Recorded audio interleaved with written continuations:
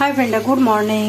দেখো আমি আজকে আবার কী রান্না করব নিয়ে চলে এসেছি। মোরলা মাছ নিয়ে এসেছি। মোরলা মাছ কুটে মাথাগুলো বাদ দিয়ে রেখে দিয়েছি। কিছু কিছু মাথা রয়েছে, দু একটা।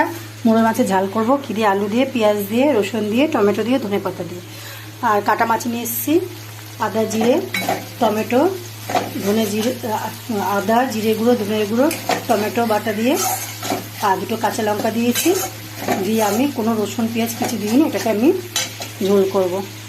রকিরও মাছ আছে, এই যে রকির তরকারি, পেঁপে, পটল, আলু আর হচ্ছে বিনস দিয়ে ঝোল করে দেবো। ও তোমাদের বলতে ভুলে গেছি, আমি আজকে হাফ গোটা রুই মাছ নিয়েছি, 200 টাকা করে কিলো। মানে আমি 160 টাকার মাছ নিয়েছি, তবে এগুলো সব না, আরও 4 পিস মাছ আমি রেখে দিয়েছি।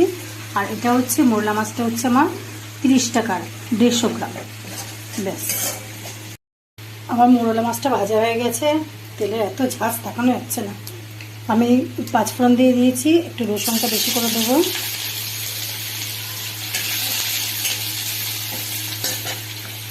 আগে আমি আলুটা আর দুটো লঙ্কা চেরা দিয়ে দেবো।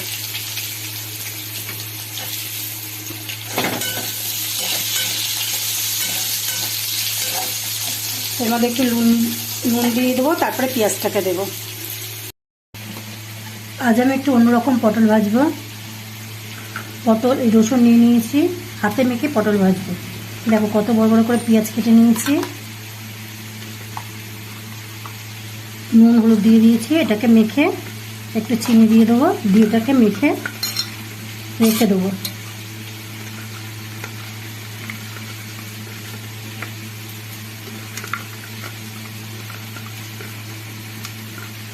এরকমভাবে পটল ভাজলে খুব সুন্দর লাগে। রসুনের গন্ধটা, পেঁয়াজগুলো ভেজে যাবে ওর সাথে, খুব সুন্দর খেতে লাগবে। দেখো দুটো কাঁচা লঙ্কা চিড়েও দিয়ে দিয়েছি, একটু ঝাল ঝাল লাগবে। আবার শুকনো লঙ্কা ফোড়ন দেবো, কালো জিরে ফোড়ন দেবো, দিয়ে পটলটাকে ভাজবো। মোরলা মাছটার মধ্যে আমি ধনে জিরে গুঁড়ো দিয়ে দিয়েছি আর কাশ্মীর লঙ্কা গুঁড়ো দিয়ে দিয়েছি। দেখো পটল ভাজাটার মধ্যে আমি ধনে জিরে গুঁড়ো দিয়েছি, কাশ্মীর লঙ্কা গুঁড়ো দিয়েছি। এটাকে হাতে মাখবো, মেখে এটা অন্তত 5-10 মিনিট রেখে দেবো। এই ভাজিটা খেতে খুবই সুন্দর লাগে, গরম গরম ভাতে খুব ভালো লাগবে খেতে। এভাবে থাক। দেখো মোরলা মাছগুলো আমি দিয়ে দিয়েছি। মোরলা মাছের ঝালটা আমার হয়ে গেছে। আমি একটু এরকম রসা রসাই রাখবো, খেতে বেশ ভালো লাগবে। আর যে হাতে মাখা পটল, এবার আমি ভাজবো। মোরলা মাছটা ঢাকা দিয়ে রেখে দিই।